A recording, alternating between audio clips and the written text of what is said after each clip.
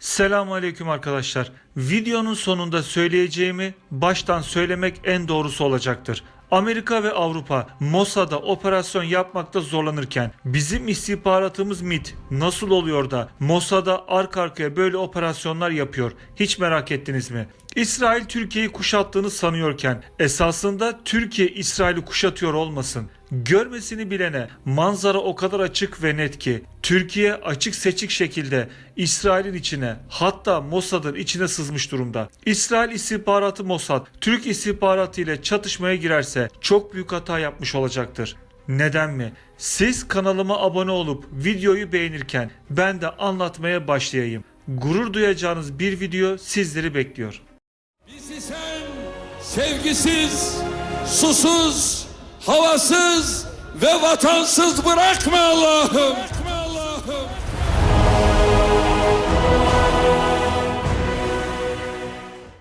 Aslında bizim her alanda bağımsız olma mücadelemiz 2002 yılı ile başladı. 15 Temmuz 2016 itibariyle de bugünkü şekline büründü. Dolayısıyla bugün hem İsrail'den hem de Türkiye'den yapılan karşılıklı açıklamalar asla yeni gelişen olaylar neticesinde olmadı. Hatırlarsanız Wall Street Journal gazetesi 1 Aralık 2023'te bir haber yayımlayarak İsrail'in Lübnan, Türkiye ve Katar'da yaşayan Hamas üyelerine suikastlar planladığını iddia etti. Tabii bu haberi Mossad yaptırmıştı ve açıkça Türkiye'ye mesaj yolluyorlardı. Katar ve Lübnan'da Türkiye demekti. Dolayısıyla burada sadece bize mesaj verilmekteydi. Bu haberden sonra devletimiz bu iddiaya Anadolu Ajansı aracılığıyla yanıt verdi ve Türk Milli İstihbarat Teşkilatı'nın farklı istihbarat örgütlerinin de girişebileceği bu tür eylemlere asla izin vermeyeceği vurgulandı. Türkiye'de yapılabilecek bu tür eylemlerin hukuka aykırılığına dikkat çekilirken Mossad'ın Türkiye'deki yasal temsilcilerinin uyarıldığı açıklandı. Bu gerilimin basına yansıyan kısmıydı. Asıl savaş görünmeyen kısımdaydı. Haberin perde gerisi aslında şuydu. Türkiye MİT ile İsrail'e çok ağır darbeler vuruyor. Bunun karşılığında İsrail Türkiye'ye aynı sertlikte cevap veremiyordu.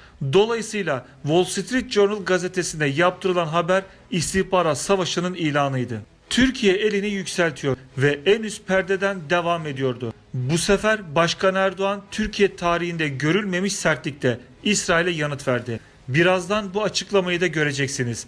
Biz devam edelim. Sen İsrail olarak gazeteye yaptırdığın haberle Türkiye'ye tehdit yolluyorsan bunu nasıl yapacağını Türkiye illaki biliyordu. Türkiye hamlelerini yükseltiyorsa mutlaka 3 adım 5 adım sonrasını hesap etmiştir. Eski Türkiye olsa İsrail'in işi çok kolaydı. Ancak Türkiye eski Türkiye değil ve İsrail'in yapabilecekleri de eskisi gibi sınırsız değil. İsrail'in Amerika'nın yardımıyla Türkiye'ye vereceği ilk mesaj PKK eliyle olacaktı ki bu ne yazık ki oldu da. Peki Mossad daha geniş çaplı istihbarat operasyonları başlatırsa Türkiye nasıl cevap verecektir? İşte can alıcı ve yok edici soru tam burasıdır. İstihbarat servislerinin gücü iki temel üzerine dayanır. Birincisi insan istihbaratı, ikincisi teknolojiye dayalı istihbarattır. Türkiye'nin istihbarat teşkilatı MİT, teknolojik alanda dünyadaki en güçlü istihbarat servislerinden birisidir. Aselsan, Havelsan gibi kuruluşlarımız sadece Türk ordusuna silah mı üretiyor sanıyorsunuz? Savunma sanayi kurumlarımız asıl MİT için teknolojik imkan ve kabiliyetler geliştiriyor ki bunları bilmesi gerekenler dışında hiç kimse bilemez. Teknolojik kabiliyetlerimiz sürekli artarken Türkiye insana dayalı istihbaratta ise dünyanın en güçlüsü olarak kabul edilir. Biz Türkler istihbaratta en eski tarihe sahip milletiz. Müslüman Türk kimliğimize ek olarak binlerce yıllık tarihimizden gelen gönül bağlarımız ve devlet yönetme becerimiz ile Avrupa'dan Afrika'ya, Orta Doğu'nun tamamına, Orta Asya'dan Kafkasya'ya, Çin'in en derin noktalarına kadar istihbarat operasyonları yapma ve her milletten binlerce insanı MİT ajanı olarak kullanma yeteneğine sahibiz. Bunu İngiliz istihbaratı MI6'nın bir önceki başkanı olan Alex Younger yaptığı bir konuşmada söz konusu insana dayalı istihbarat oldu mu bütün istihbarat servisleri birçok bölgede Türk istihbaratı MİT'in yanında çırak kalır. Türkler dünya çapında yüz binlerce insanı gönüllü Türk ajanı yapacak kapasiteye sahip diyerek var olan gerçeği itiraf etmiştir. Türkiye'nin silah üretim ve askeri teknoloji kabiliyetinin sürekli büyümesi istihbarat alanına da yansımıştır. Bundan dolayıdır ki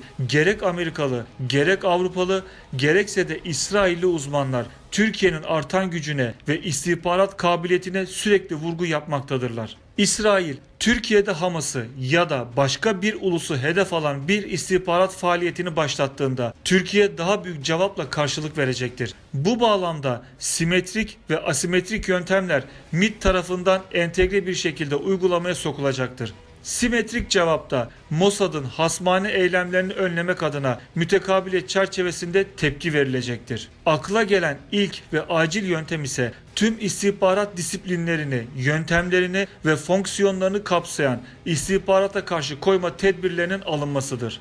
Gelelim asimetrik cevabımıza. İşte Türkiye'nin gücü bu kısımdadır. Devletler tarihini okuyanlar bu bölgede İsrail'in korktuğu tek devletin Türkiye olduğunu bilir. Bizim yıllarca geri kalmamızın en büyük etkenlerinden birisi de içimizdeki İsrail nedeniyledir. İçimizdeki İsrail kim derseniz bunlar adı soyadı bizden olup da esasında kripto olanlardır. Onların da sırası gelecektir, şüpheniz olmasın. Onlara da Türk devleti kan kusturacaktır. Bundan hiç kuşkunuz olmasın. Neyse, bu konuyu daha sonra işleriz. Türkiye güçlendikçe içimizdeki İsrail'e, daha doğrusu kriptolara operasyonlar yapmaya başlamıştır. İsrail'in ilk kanadı bu kriptolar üzerinden kırıldı. Tüm bunların dışında İsrail için en bilinmez olanı ise Türkiye'nin İsrail'de nasıl bir yapılanma yaptığı ve ne kadar Yahudi'yi MİT ajanı olarak kullandığıdır. Kanalımda daha önce MİT'in yaptığı bal tuzağı operasyonundan bahsetmiş ve Türk vatandaşı olan Yahudi bir kadını Türkiye'nin nasıl kullanıp İsrail'e operasyon yaptığını anlatmıştım. Yukarıda çıkan linke tıklayarak bu harika videoyu da izleyebilirsiniz.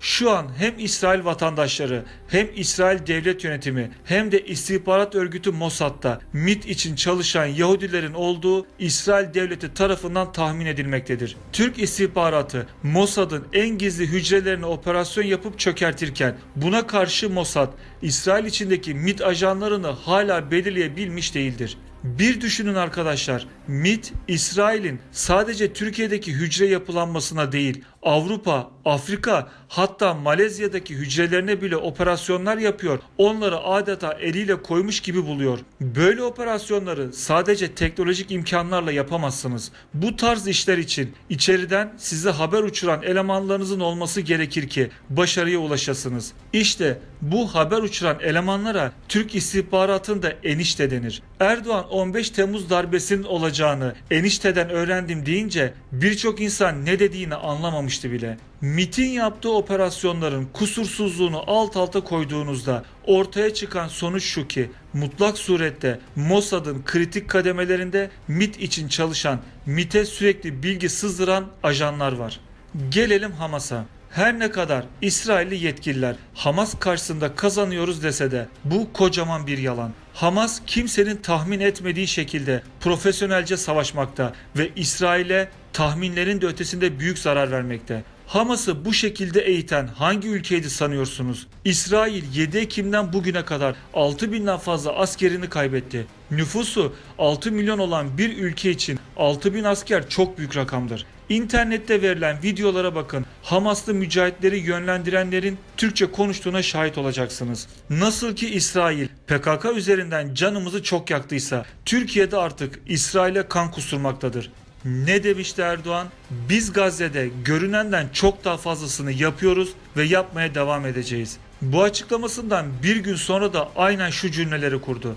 Gazze'deki bir avuç sivil karşısında korkudan titreyen İsrail'in gerçek bir orduyla, gerçek bir güçle karşı karşıya geldiğinde paramparça olacağı muhakkaktır. Türkiye'ye, Türklere karşı böyle bir adım atmaya cüret ederlerse bunun bedelini bir daha bellerini doğrultamayacak surette ödemeye mahkum olurlar. Peki Başkan Erdoğan'dan sonra Hakan Fidan ne söylemişti hatırlıyor musunuz?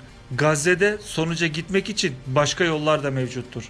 Dostlarım, 10 yıllarca bizi hem medya hem de eğitim sistemiyle uyuttular. Çünkü bu alanlar hep kriptoların elindeydi. Tarihimizi ve gerçek gücümüzü bize hep unutturdular. Başka bir devletin İsrail'i tehdit etmesi İsrail'i inanın çok fazla etkilemez. Ancak Türkiye'nin bu derece sert tepki vermesi, üstüne bir de İsrail'i savaşla tehdit etmesi İsrail açısından çok büyük tehlikedir. 2020 yılında Mossad Başkanı Yossi Cohen bir açıklama yapmış ve İsrail için esas tehlikenin İran değil Türkiye olduğunu söylemiştir. İsrail'in Gazze'de yaptıklarını tüm dünyaya yayan bizim Anadolu Ajansımız ve yerli sosyal medya hesaplarımızdır. Ha bu arada arkadaşlar şunu da söylemeden geçmeyeyim. Özellikle sosyal medyada Müslümanları aşağılayıp alenen İsrail lehine paylaşımlar yapan Türk vatandaşı bazı kullanıcılar var. Bazı İslam düşmanı gazeteci artıkları var. Bakın bakalım yakında onlara Türk devleti neler yapacak. Türkiye bulunduğu bölgenin süper gücüdür. Devletimizin esas hedefi küresel güç olmaktır. Bu hedef içinde silah sanayimize ve istihbaratımıza çok büyük yatırım yapmaktayız. Türklerin savaşta nasıl korkusuzca ve profesyonelce savaştığı tüm dünyaca bilinmektedir. Amerika dahi Türk askeriyle silahlı çatışma ihtimalinden ısrarla kaçınırken İsrail'in Türk ordusuna karşı durması, Türk ordusuyla savaşması imkansızdır. Erdoğan İsrail'i açıkça savaşla tehdit ederken kendi ülkesinin gücünü çok iyi bildiği için böyle rahat konuşmaktadır. İsrail daha bir avuç Hamaslı mücahitin karşısına çıkamıyor. Onun yerine gidip havadan masum sivilleri katlediyor. Medya yoluyla propaganda yapıyorlar. Bu videolara gülüp geçin arkadaşlar. İsrail çoktan kaybetti.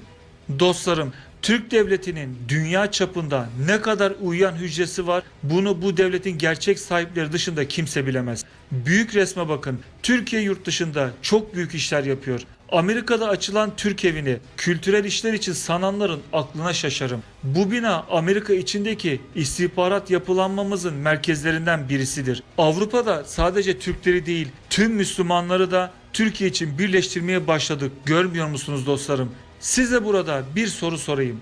Siz güçlü ama aptal birinden mi yoksa çok akıllı birinden mi daha çok korkarsınız? İşte devlet de böyledir. Devletin esas gücü aklı yani istihbarat yeteneğidir. Ordu ise pazularıdır, kol gücüdür. Akılsız güç neye yarar arkadaşlar? MİT istihbaratımızın görünen yüzüdür. Bizim istihbarat yeteneğimiz çok daha derin, çok daha güçlüdür. Venezuela'da bile Amerika'nın yapmak istediği iki darbeyi önleyip Maduro'yu hala iktidarda tutan Türkiye'den başkası değildir. Büyük resme bakınca Türkiye'nin askeri gücünden ziyade istihbarat yeteneğiyle geldiğini, dengeleri istihbarat ile değiştirdiğimizi hemen göreceksiniz. Biraz önce de dediğim gibi bizim istihbaratta başka ülkelerde MİT için çalışan casuslar enişte diye adlandırılır. Bu eniştelerin hepsi Türk diye düşünmeyin. Her ülkenin vatandaşı var bunların içinde. MİT'in enişteleri dünyanın her yerinde uyandı. Her yerde bize çalışıyorlar. Yuvaya yani kaleye haberleri uçurup duruyorlar. Sizler oturun ve keyifle istihbaratımızın operasyonlarını izleyin. Kalın sağlıcakla dostlarım. Bir sonraki videoda görüşmek üzere. Şimdilik Allah'a emanet olun.